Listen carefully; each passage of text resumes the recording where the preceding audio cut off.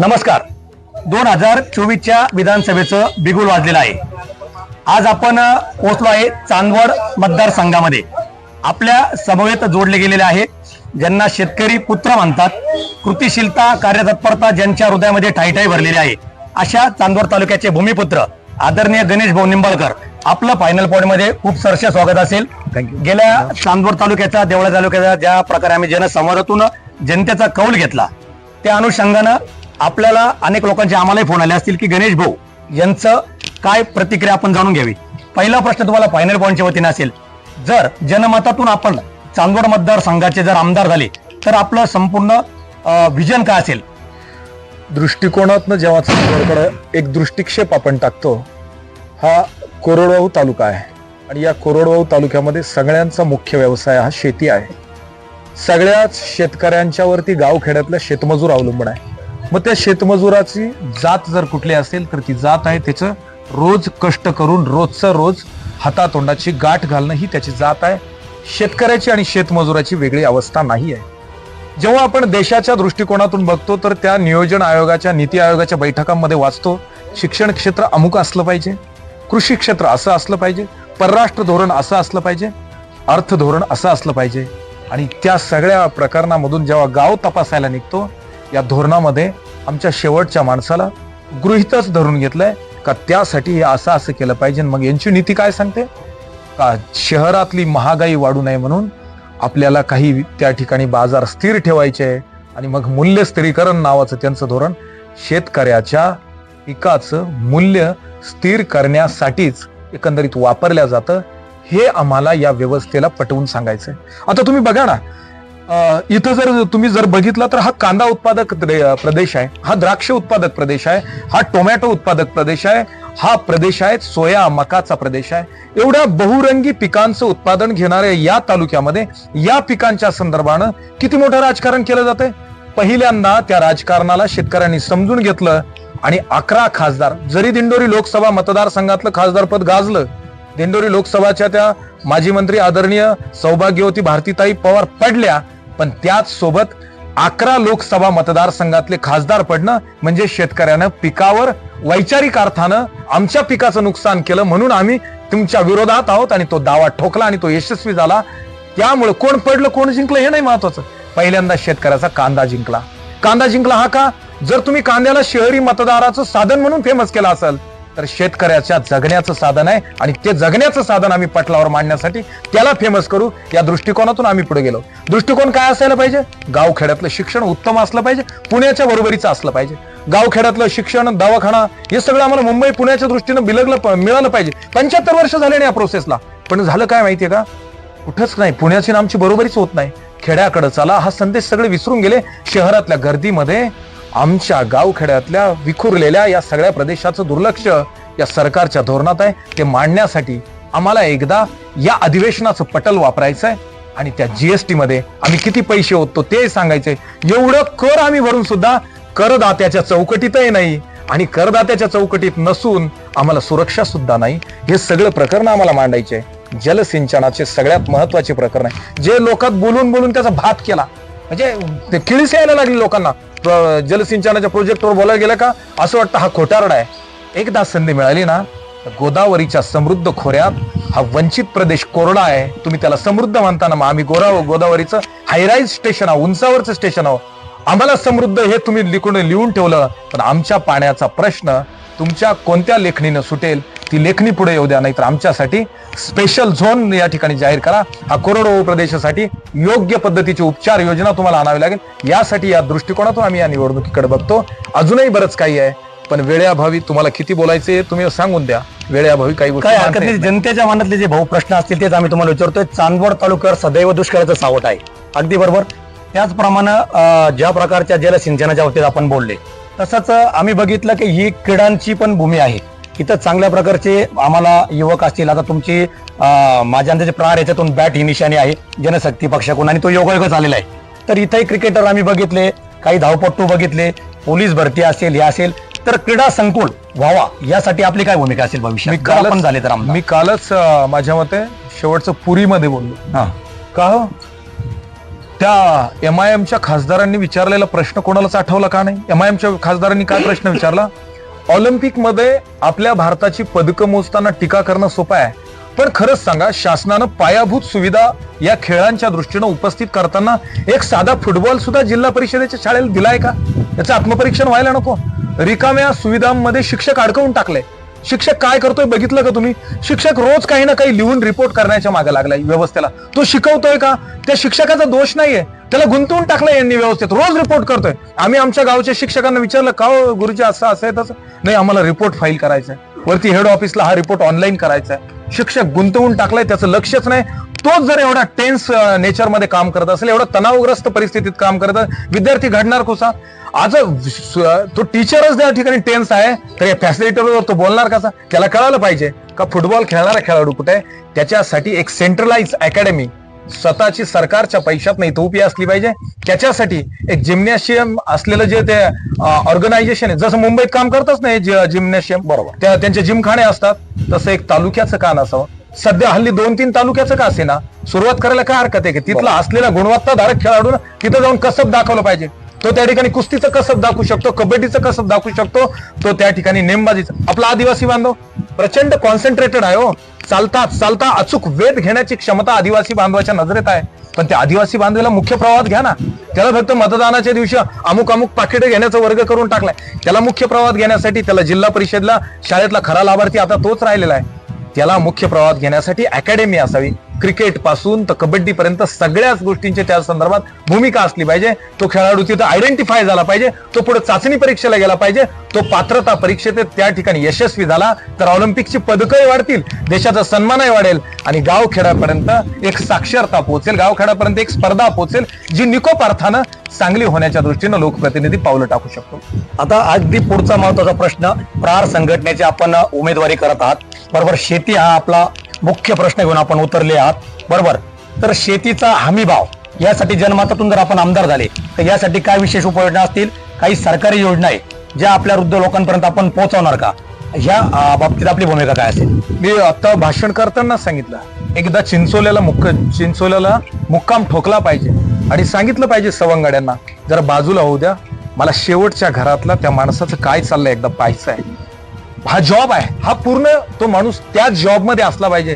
मी रिकामा आहे, मला आवड आहे आणि त्यातनं मला हा जॉब करायचा. शेवटचा माणसाचा काय लाभ आहे, तो त्या योजनेत बसतोय ना, मग माझ्यासोबत तो सगळा कसबा असला पाहिजे, तो तहसीलदार असला पाहिजे, तो तलाठी असला पाहिजे, तो प्रांत असला पाहिजे, गरज पडली तर जिल्हाधिकारी सुद्धा असला पाहिजे आणि त्यानं जागीच तो कागद तयार करून त्याला व्यवस्थित घेतलं पाहिजे.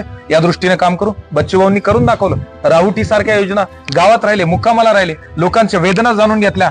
कार्यकर्त्यांचं उगाच त्या ठिकाणी मोहोळ सोबत घेऊन नाही फिरले. मग ज्या वेळेस आपण ते बघतो त्यावेळेस त्या गावाची वेदना समजेल. इथून का नाशिकला जाऊन मी तिकडे मुक्कामी थांबलो तर चिंचोल्याचं येणं शक्य नाही. चिंचोले हे प्रातिनिधिक स्वरूपात वापरलं, नाशिक हे प्रातिनिधिक स्वरूपात वापरलं. मला समरस होत आला पाहिजे, विरघळता आलं पाहिजे. आणि दुसऱ्या अर्थानं ज्यावेळेस तुम्ही MSPचा हमी भावाचा विषय काढता का, या राज्यात ज्या वेळेस कृषी विद्यापीठ MSPच्या दृष्टीनं प्रस्ताव पाठवतात विधानसभेकडं, विधानसभा त्याला कव्हरिंग करून संसदेकडे पाठवतं. किती पाठवतं? मागे एकदा 2800 रुपयाचं मकाचं पाठवलं, त्यांनी डिडक्शन करून 1800 रुपये केलं. 2-3 वर्षापूर्वीची गोष्ट आहे. अलीकडचं किती पाठवलं हे नाही माहिती मला, पण हे डिडक्शन कशाच्या आधारे करतात? तर म्हणे शेतकऱ्याला आम्ही विजेची सुविधा अनुदानित करून देतो, शेतकऱ्याला आम्ही खताची सुविधा अनुदानित करून देतो. ठेव तुमच्या त्या सगळ्या अनुदान तुमच्याकडे, आमचं 2800 रुपये क्विंटलचं मूल्य दे, आम्ही तुम्हाला अनुदान देतो. किती होतं बघा ना, किती डिडक्शन करताय तुम्ही. 2 काय गोष्टीचं करता आणि एवढं डिडक्शन करता. एवढं डिडक्शन कशाच्या आधारे करता? खरं सांगा, आम्ही जी वीज वापरतो ती दिवसाची देता का? आम्ही जे युजर्स आहे, आम्ही रात्री उठायचं, रात्री उठूनही कंपल्शन असेल असंच नाही. आता 9ला जर चालू केली, शेड्यूल चिंचोल्याला 9चा असेल तर 3-4 वाफे भरले तर कंटाळा येऊन जातो, परत विहिरीवर जायचंय, रात्रीचं त्या ठिकाणी काटे कुटे विंचू काटे तुडवत जायचंय. कितीतरी मृत्यू होता तो, त्याच्याकडे दखल देत नाही. त्या ज्या रात्रीचा सर्पदंशानं जर मृत्यू झाला असेल, रात्रीचा जर शॉक लागून मृत्यू झाला असेल तर त्याला हे महाराष्ट्र शासन जबाबदार आहे, भारत शासन जबाबदार आहे, हे टणकावून सांगता आलं पाहिजे. कारण का दिवसा द्या ना तुम्ही, का तो जीव नाहीये का? तुम्ही सगळे त्या ठिकाणी तुमचं लोड शेडिंग होतं का तुमच्या अर्बन एरियामध्ये? नाही होत. तुमच्या शहरी भागात नाही करत. शहरी भागाला उजेड लागतो आणि ग्रामीण भागानं काय अंधारातच राहायचं. बरं, तो ग्रामीण भाग जो तुमचं पोट भरतोय हो, त्याच्याकडे तुम्ही बघत नाही. इतर देश महासत्तेच्या गोष्टी करतात, तर कृषी क्षेत्राच्या पायाभूत सुविधा मजबूतपणे उभ्या आहेत त्यांच्या. नेदरलँडच्या कांदा उत्पादनाची कथा जर सांगितली ना, ती आमदारांना कळतच नाही. मी घेऊन जाईल 111 लोकांना, प्रत्येक गावातला एक आणि नेदरलँडमध्ये काय चाललंय ते दाखवून देईल. ते पगार जे भेटतं ना आमदाराला, ते त्यांच्यासाठी वापरील आणि त्याला घेऊन जाईल नेदरलँडला आणि दाखवीन काय चाललंय तिथं. त्यातनं आपण MSP कडे बोलत होतो, 2800 कुठं, आणि तुम्ही 1800 रुपये देताय. बरं 1800 देता आणि 1400 मका विकतो. किती विषमता आहे, यावर का बोलत नाही? 1400 तिची 1800 दिली ना, ती तर निदान 1800 वापरायसाठी व्यवस्था उभी करा ना. तुम्ही तर म्हणता, देवेंद्र फडणवीस CM झाल्यावर म्हणता होता, जर MSPच्या खाली विकला तर फौजदारी गुन्हे दाखल करू. कधी झाला फौजदारी गुन्हा दाखल? केलाय की एखाद्या शेतकऱ्याचा फौजदारी गुन्हा पोलीस स्टेशन ऍक्सेप्ट केलाय? तो सोडा, शेतकऱ्याचं जर सिबिल विचारलं बँकेने तर फौजदारी गुन्हे दाखल करू. एखादा महाराष्ट्रात दाखवा ना दोन्हीपैकी एक गुन्हा जर दाखल झाला असता तर एक आकार आला असता. नाही होत. ही व्यवस्था चेष्टा करते. त्या MSPच्या दृष्टीनं डिडक्शन न होता MSPचा प्रस्ताव जो कृषी विद्यापीठ तयार करता, कुठल्याही पद्धतीने कटछाट न करता तो प्रस्ताव स्वीकारावा, याच्यासाठी काम करू. आणि स्पेशली कांद्यासाठी ज्यावेळेस विषय येतो त्यावेळेस विचारू आम्ही विभागीय आयुक्त कार्यालयाला, एवढाही जिल्हा आम्ही एकवटणार आहे, एवढा जसं पश्चिम महाराष्ट्राने FRP घेतला ना, आम्ही कांद्याला MSPत घेऊ. नाही तर 25 रुपयाच्या आत कांदा आला तर तुमच्या हस्तक्षेपानं तो येतो हे सिद्ध करू. आणि 25 रुपयाच्या आत आम्ही बाजार घेणार नाही. याच्यासाठी हे नाशिक जिल्हा आणि उत्तर महाराष्ट्राचं संघटन बच्चूभाऊच्या नेतृत्वाखाली, राजूभाऊ शेट्टींच्या नेतृत्वाखाली, छत्रपती संभाजीराजेंच्या नेतृत्वाखाली निकोपपणे या मंत्रालयाच्या दारावर नेऊन उभं करू. आणि मग बघू कसा 25च्या पुढे कांदा विकत नाही, 40 रुपये कसे जास्त बाजार आहे ते ठणकावून विचारू. त्याच्या निविष्ठा कुठच्या कुठं चालल्या? 99ला तोच कांद्याचा बाजारभाव, 99ला डिझेल काय होतो, 99ला पेट्रोल काय होतो, 99ला इतर बाजारभाव काय होते. तुम्हाला तेलाचे बाजारभाव वाढवता येतात, तेलबियांची आयात रोखता येत नाही. आणि इकडे सोयाबीनचे बाजार 4000 रुपये. 2-2 वर्ष झाले आमचे पाहुणे खोलीत सोयाबीन स्टॉक करून ठेवले, ते बाहेर झोपत. सोयाबीन खोलीत आहे आणि ते बाहेर झोपत. कधीतरी ते स्टॉक केलेलं सोयाबीनला बाजारभाव वाढतील आणि मी बँकेचं कर्ज भरील, बँकेमध्ये माझं सिबिल थकणार नाही, याच्यासाठी ते सोयाबीन विकत नाहीये. हे आंधळ सरकार आहे, हे धृतराष्ट्राचं सरकार आहे. एकदा आम्हाला संजय बनण्याची त्या ठिकाणी संधी द्या. आम्ही धृतराष्ट्राला सांगू का बघ, त्या कुरुक्षेत्रावरची सगळी तुझीच लेकरं आहे, तेच पांडव आहे, तेच कौरव आहे. मात्र काही ठिकाणी शकुनी त्या ठिकाणी जी मजा करताय ना, त्या शकुनींना उघड पाडण्यासाठी हे कुरुक्षेत्र वापरू. हे राजकारण समाजकारणच आहे, हे ठणकावून सांगू. अगदी आपल्या भावनेचा आदर असेल. एक महत्वाचा प्रश्न तुम्हाला असेल, चांदवड तालुका म्हटल्यावर कष्ट हे आपल्या पाठीला पोचलेले आहे. आरोग्याचा प्रश्न आम्ही कायम ऐकतो. कुठले मोठे ऍक्सिडेंट असेल, सर्पदंश असेल, डिलिव्हरीचा असेल, थेट आपल्याला जर इथं आपला पाठपुरावा नाही झाला तर नाशिकची भूमी आपल्याला गाठावी लागते. तर जनमतातून जर आपण आमदार झाले, शेतीच्या प्रश्नासाठी आपण दिवस रात्र लढताय, आरोग्याच्या बाबतीत आपली काय ठाम भूमिका असेल? कागदावर लय भारी आरोग्य. तुम्ही प्रश्न अगदी अचूक विचारला. का इथून नाशिक मालेगावला जावं लागतं आणि दरम्यानच्या काळात डायग्नोसिस झालं नाही म्हणून तो रुग्ण प्रवासात दगावतो. मुंबई नाशिक चांदोडाकडून मालेगावकडे जाताना अथवा नाशिककडे जाताना. म्हणून 2012 साली शासनाच्या प्रोजेक्ट लाईन मधून एक आम्हाला ट्रॉमा केअर सेंटर मिळालं. ट्रॉमा केअर सेंटर म्हणजे काय, त्याच्या प्रोव्हिजन्स काय, नीट जर बघितल्या, गुगलला जरी सर्च केल्या तर युनिव्हर्सल त्याचा आन्सर एकच आहे. म्हणजे पूर्ण ठिकाणी एकच उत्तर आहे, इसेन्शियल सर्व्हिसेस साठी ट्रॉमा केअर सेंटर फाउंड केलंय. इसेन्शियल सर्व्हिसेस म्हणजे काय, अत्यावश्यक सेवा. अत्यावश्यक सेवा म्हणजे काय, तर त्या रुग्णाला अपघातामध्ये डोक्याला अथवा पोटाला अथवा जे तुमचे महत्वाचे अवयव आहे त्याला गंभीर दुखापत झाली आहे की नाही हे तपासण्यासाठीचं सेंटर. जर त्याला गंभीर दुखापत झाली असेल, त्याचं डायग्नोसिस झालं असेल तर ते त्या ठिकाणी निदान झालंय म्हणून त्याला लगेच त्या ठिकाणी तात्काळ उपचार भेटावे. पुढच्या असलेल्या मल्टी स्पेशालिटी त्या ज्या उपचार पद्धती आहे ते त्याला भेटण्यापर्यंत त्याला सपोर्ट करणार अशी सिस्टम त्या ठिकाणून त्याला मिळावी, यासाठी ट्रॉमा केअर सेंटरची त्या ठिकाणी उभारणी आहे. आमच्या खासदार होत्या त्या डॉक्टर होत्या. आमचे आमदार गोल्ड मेडलिस्ट डॉक्टर आहे. आमचे जिल्हा परिषदेचे 2-3 सदस्य डॉक्टर आहेत. जिल्हा परिषदेचे उपाध्यक्ष डॉक्टर, पंचायत समितीचे सभापती डॉक्टर, 2-4 सरपंच डॉक्टर. मी ज्या संस्थेत निवडून गेलोय बाजार समितीत त्याच्यात 4 डॉक्टर, 11 डॉक्टर त्या ट्रॉमा केअर सेंटरच्या अनुषंगाने नियुक्त केले. त्यांना पगार 1.5 लाखाच्या पुढे आहे. आणि जेव्हा तपासायला जातो, साधा सर्पदंश झालेल्या मुलीला, जी स्पोर्ट्समन आहे, त्या मुलीला 5 मिनिटाच्या अंतरावरून दवाखान्यात दाखल केलं आणि व्हेंटिलेटर्स नाही मिळालं म्हणून तिचा मृत्यू होतो, दगावतो. आणि त्याची चौकशी करायला आम्ही आंदोलन करू पाहतो तर नातेवाईक म्हणून ते आंदोलन पाडलं जातं. आम्ही तुमचेच नातेवाईक आहेत. मला प्रश्न असा विचारायचा आहे, भारत माझा देश आहे, सारे भारतीय माझे बांधव आहेत, ती प्रतिज्ञा आपण का विसरलो? ती मुलगी कोणाची नातेवाईक नाही का? ती जी मोरे मामांची नात होती, तिचं दुःख कोणाला समजलं नाही का? सर्पदंशानं मेलेली ती मुलगी, तिच्या प्रश्नाचं उत्तर मिळालं का? 40 व्हेंटिलेटर्स आदरणीय भारतीताई पवारांनी मोठ्या दिमाखात त्या चांदवड रुग्णालयाला दिले होते, तरी देखील व्हेंटिलेटर्स शिवाय त्या मुलीचा मृत्यू होतो. हा दगाफटका कोणासोबत झाला? या संदर्भात बोलायचं नाही का? त्या डॉक्टर ज्यांना जे MBBS आहे, MS आहे, ते डॉक्टर BHMS डॉक्टरच्या इथे डिलिव्हरीसाठी रेफर करता पेशंटला, ही कुठलं सत्य तुम्ही सांगताय? BHMS मोठा की MBBS मोठा? कुणाचा दर्जा मोठा? MS मोठा की BHMS BMS मोठा? हे मोठं कटू सत्य पण समाजासमोर आलं पाहिजे. कटू आहे ते. त्या लोकांना तिथं ड्युटी करायला भाग पाडणं. एकदा दर सोमवारी OPD चेक करायला आमदारला काय होतं? इथं कुठला रुग्ण आला, तपासला, त्या दाताचा डॉक्टर आहे, त्यानं दाताचा किती रुग्ण तपासले बघायला नको? दाताचे सगळे डॉक्टर्स आहेत चांदवडला, पण एकाही ठिकाणी OPD चालत नाही. खासगी डॉक्टरच्या OPD भरून चाललंय. त्या चालू नाही असं नाही म्हणायचं आमचं, पण MBBS MS जर रेफर करत असेल तर मग त्यांनीच दवाखाने टाकलेले पण आहेत, रेकॉर्डवर त्यांची पण दवाखाने आहेत. पण कटू सत्य आहे, एवढ्या बाकीच्या डॉक्टरांमध्ये लोकप्रतिनिधी डॉक्टर्स असल्यामुळं कदाचित त्यांना उलट त्या लोकप्रतिनिधींचा अभय आहे. आमचे मित्र आहेत, करा तुम्ही, आम्हालाही रेफर करा, आमचंही चालू द्या, असं मला त्या ठिकाणी जाणवतं. जाणीवपूर्वक जरी व्यवस्था ग्रामीण भागाच्या दृष्टीने असं करत असेल, मी स्वतः उपजिल्हा रुग्णालयातच उपचार घेतो. मी माझ्या आईचं डोळ्याचं ऑपरेशन, मी ते भांडवल नाही करत आहे, पण लोकप्रतिनिधीने ते केलं पाहिजे. ज्यावेळेस लोकप्रतिनिधी तेवढे उपचार घेईल ना, त्यावेळेस सामान्य बांधवांची रीग लागल, ते उपचार घेतले जातील, आपसुक व्यवस्था सुधारेल. व्यवस्थेत MBBS आणि MS हा दर्जा ज्या डॉक्टरने घेतलाय, आम्हाला त्याच्याकडे उपचार भेटले पाहिजे आणि शासन त्याच्यासाठी त्याला पेमेंट देत आहे आणि ते काम करून घेण्यासाठी आम्ही कटिबद्ध आहोत. मी सांगितलं ना, कागदावर बरोबर आहे, प्रत्यक्षात होत नाही, वास्तविकतेत होत नाही. त्याच्यासाठी लोकप्रतिनिधीनं अढळ भूमिका घेतली पाहिजे, अविचल भूमिका घेतली पाहिजे, स्थिर भूमिका घेतली पाहिजे. म्हणजे आपण एकंदरीत आरोग्याची जी चर्चा केली, म्हणजे आपली जी मराठी म्हणे, वैद्याचं पोर पांगळं, हे वावगं ठरणार नाही. अगदी तुम्हाला शेवटचे 2 प्रश्न असतील. संपूर्ण चांदवड तालुका हा संपूर्ण समाज, वेगवेगळे धर्म अतिशय गुण्यागोविंदाने राहतात.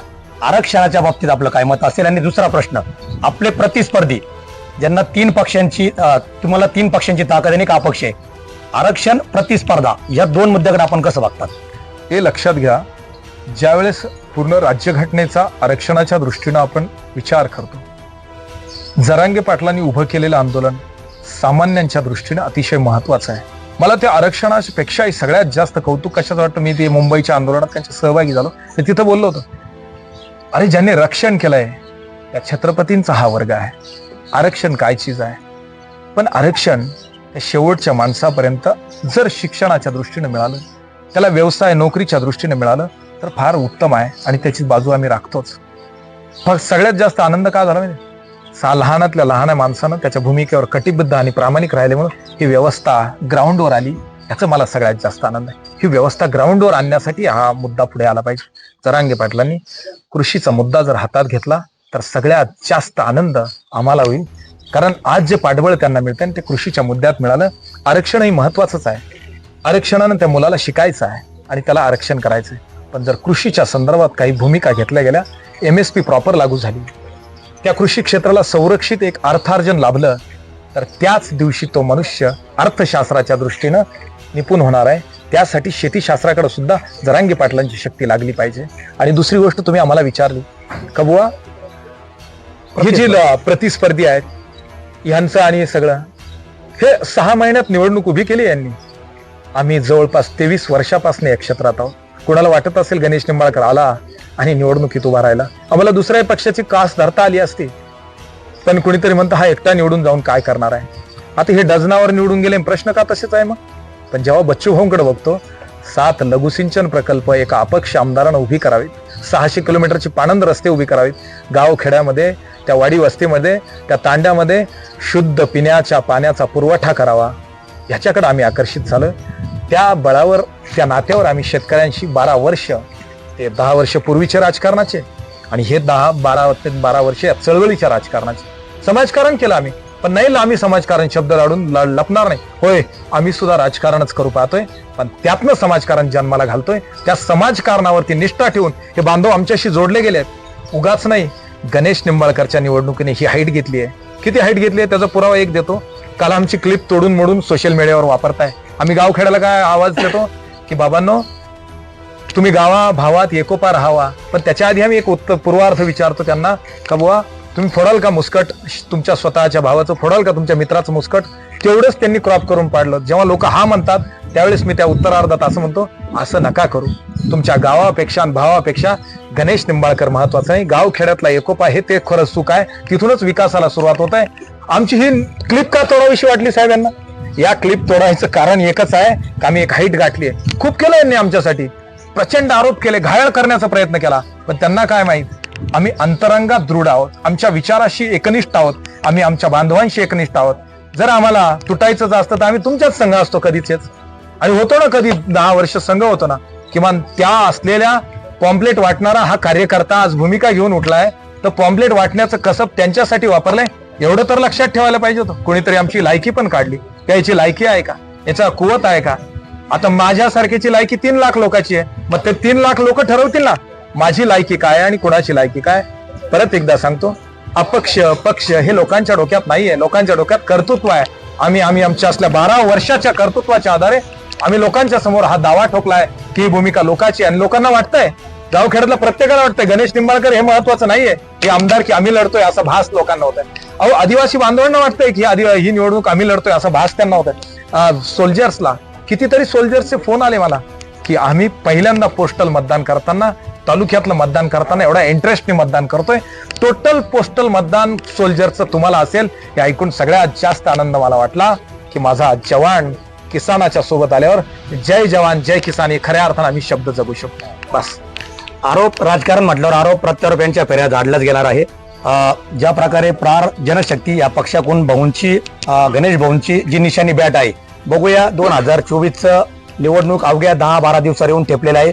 जनमताचा कौल त्यांनी घेतला. जनसंवादातून एक परिपूर्ण शेतकरी पुत्र हा शेतीच्या आयात निर्यात धोरण असेल, त्याचप्रमाणे आरोग्याचं धोरण असेल, त्याचप्रमाणे शैक्षणिक धोरण असेल, क्रीडा संकुलाचं धोरण असेल, यावर यांचा परिपूर्ण अभ्यास आहे.